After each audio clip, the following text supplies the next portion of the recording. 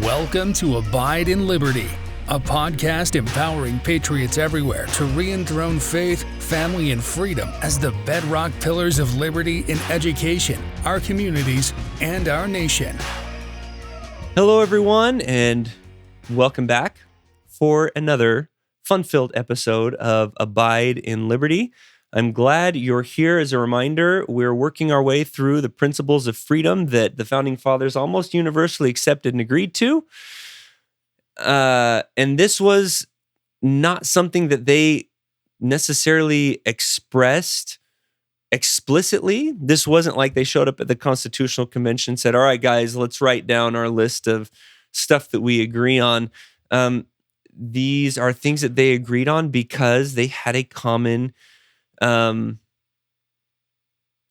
education. They had a common value system. And, these were kind of just things that were accepted as part of who they were and of what this country was. The next principle that we're going to talk about is a government by law and not by men. This is something, again, that for us growing up here in America seems pretty obvious. The law is what rules the day. And even if you are a leader, even if you are an elected representative, maybe even if you're the president, you are still bound by the same laws that all the rest of us are. At least that's how it should be. Now, does it always work that way in practice? No. Has that maybe eroded and gone downhill a little bit in recent years? Maybe.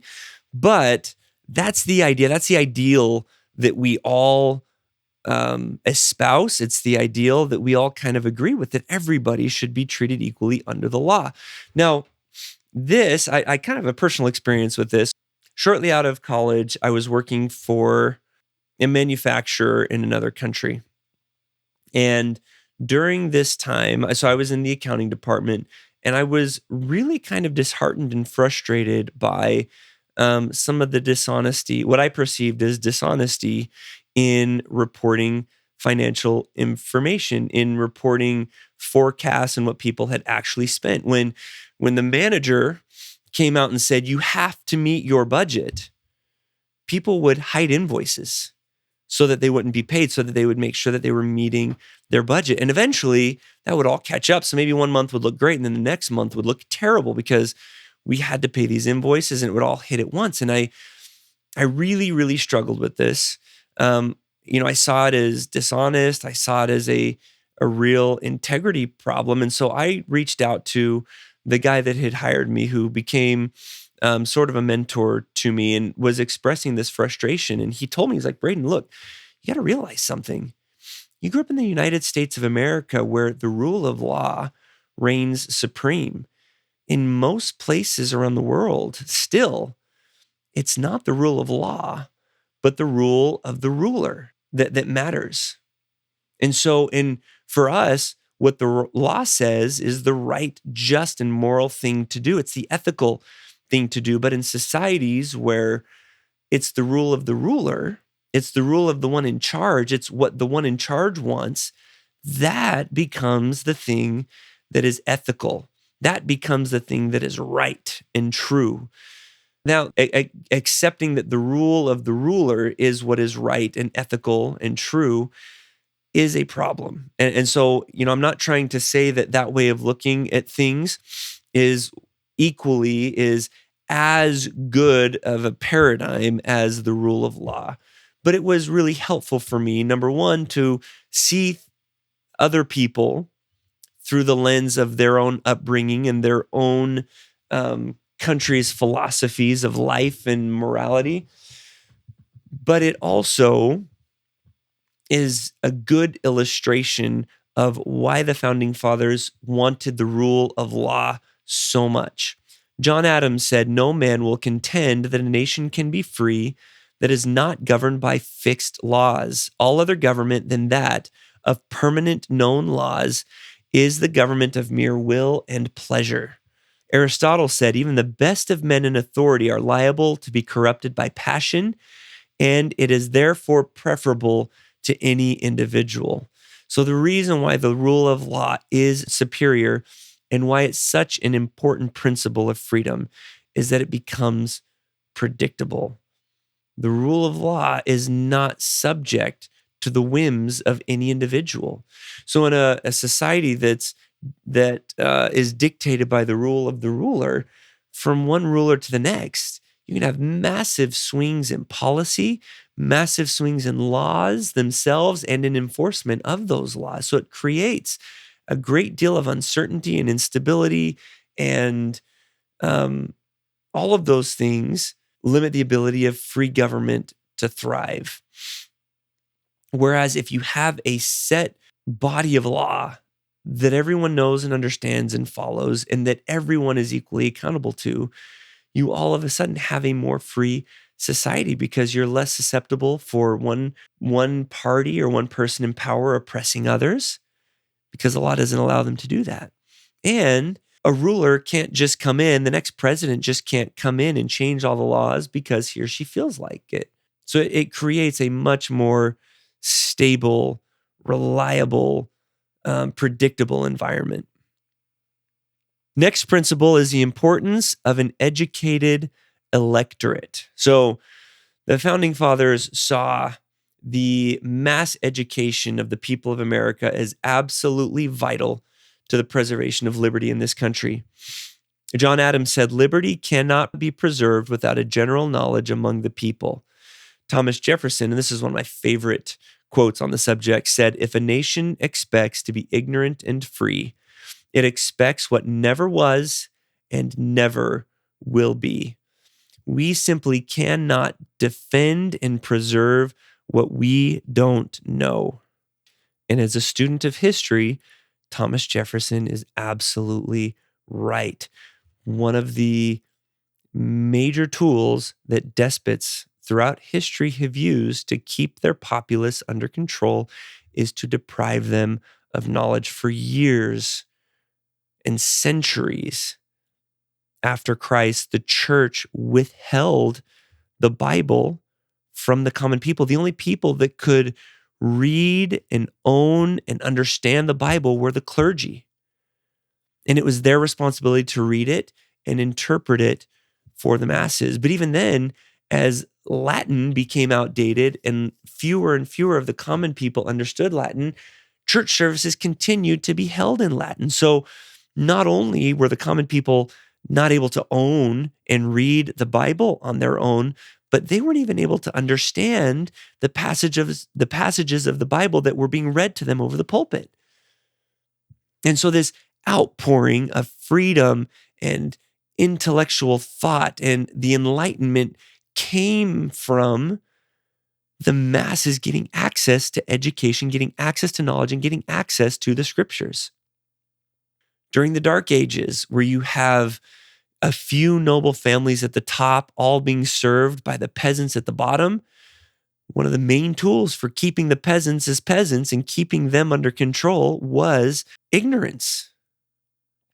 I've talked about Alexis de Tocqueville before. He's the guy who came over to the Americas in the early 1800s to see what was so different about the United States of America as compared to the French, who had just gone through the French Revolution. These are two very similar goals, freedom for the masses, but they had two very different outcomes. And we talked about how one of those main differences was the absence of God in the American Revolution, but the absence of education also played a major role.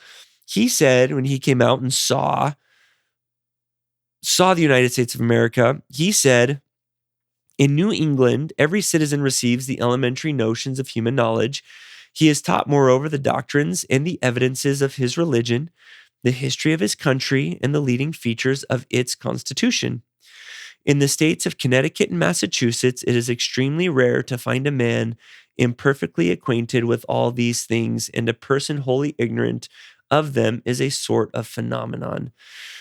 So again, education on human knowledge, on religion, and on the history of this country and its constitution were the main tenets of education. But what's so powerful about that is how widespread that knowledge and that education was. And this applies not just to people in New England, and not just to people in populated, wealthy cities. This applied even to the backwoodsmen. So here's another observation that de Tocqueville made on his tour of America. He said, as soon as the pioneers, so speaking of these people who were leaving the comforts of civilization on the East Coast and forging their way into the wilds of the Western frontier, he said, as soon as the pioneer arrives upon the spot which is to serve him for a retreat, he fells a few trees and builds a log house. Nothing can offer a more miserable aspect than these isolated dwellings. The traveler who approaches one of them towards nightfall sees the flicker of the hearth flame through the chinks in the walls, and at night, if the wind rises, he hears the roof of boughs shake to and fro in the midst of the great forest trees.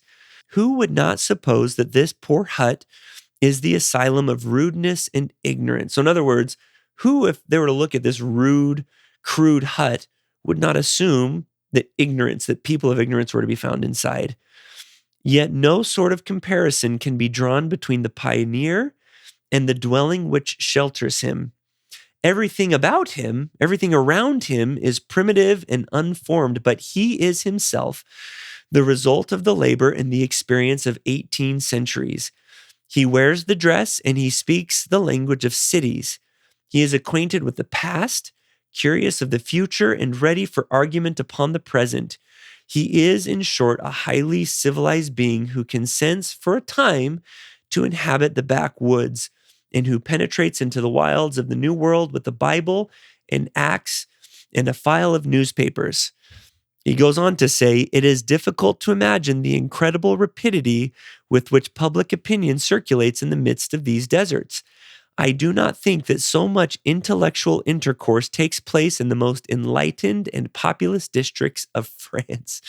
So, in other words, these backwards, awkward people who are living in these just really rough conditions and conversing amongst themselves, they're coming together and discussing ideas and discussing philosophy in a way that, in de Tocqueville's opinion, exceeds the quality, the depth, and the breadth of conversation that is happening in the most enlightened and populous districts of France.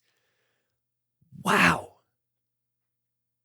That's the result of a people who care deeply about education. Now compare that with the fact that at the time of the French Revolution and shortly thereafter, a mere 500,000 people of the 24 million inhabitants of France could read and write. And what was it that the Americans were reading mostly and writing about? It was the Bible. It was scripture. It was the documents of their faith. So their education and their faith, their education and the central role of God in the American Revolution as compared to the French Revolution, those are two key differences, but they are interrelated as well.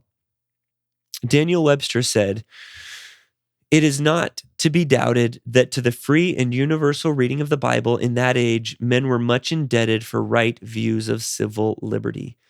The Bible is a book of faith and a book of doctrine and a book of morals and a book of religion, of especial revelation from God, but it is also a book which teaches man his own individual responsibility, his own dignity, and his equality with his fellow man. The founding fathers would be absolutely mortified by the state of our current educational system, both in how it is failing to educate people as thoroughly as it should, and also in how completely morality and the soul of all education, which is God, has been ripped from it. Alexis de Tocqueville said, it cannot be doubted that in the United States, the instruction of the people powerfully contributes to the support of the democratic republic. So education and instruction supports and builds up and props up this republic. But he goes on to say, and such must always be the case. So that can always continue where the instruction which enlightens the understanding is not separated from the moral education. If you attempt, yes, education builds up freedom and builds up free society. if education is coupled with morality. When it's not, we can expect the opposite. All right, next principle, and this is completely unrelated with the last one, was the principle of peace through strength. Benjamin Franklin said, "The very fame of our strength and readiness would be a means of discouraging our enemies, for 'tis a wise and true saying, that one sword often keeps another in the scabbard. The way to secure peace is to be prepared for war. They that are on their guard and appear ready to receive their adversaries are in much less danger of being attacked than the supine, secure, and negligent." This is a principle that is borne out in Scripture over and over again. When the Jewish people were perceived as strong, their enemies kept their distance. Moroni from the Book of Mormon saw the importance of building up places of resort and places of security as a deterrent to attack. Because if their enemies thought that they were ready for them, thought that they were strong enough to repulse them, they were much less likely to try. And the same is true to us today. George Washington said, "Being prepared for war is one of the most effectual means of preserving peace." I used to work at a place that, I used to work at a defense contractor, and it wasn't all that uncommon to pass picketers outside. It seemed like once a week was kind of their day to come protest the weapons that were being built there. And while I understand the sentiment that in an ideal world, we wouldn't need to build weapons, we wouldn't need to invest in our own defense. But it's no accident that the majority of mass shootings occur in places where guns aren't allowed. It's because of this principle that peace is secured by showing your willingness and ability to defend yourself. Thank you for listening to Abide in Liberty. Make sure you subscribe so you don't miss any future episodes, and share this with friends and family. In the meantime, keep up with the show online at abideinliberty.com.